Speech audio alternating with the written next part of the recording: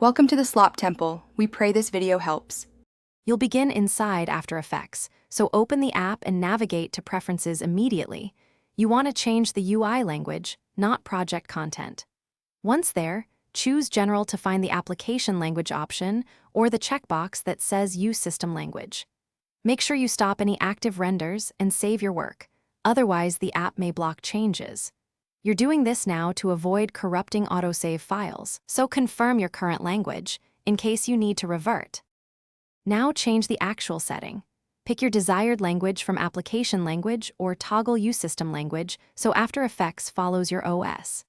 If you don't see your language, close the app and install the language pack via Creative Cloud or edit the application's language config file. This is why you saved projects earlier. Once you select a new language, restart After Effects.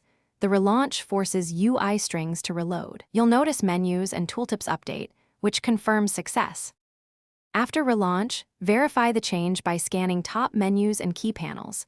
Make sure tooltips and preferences reflect the chosen language so you can continue working.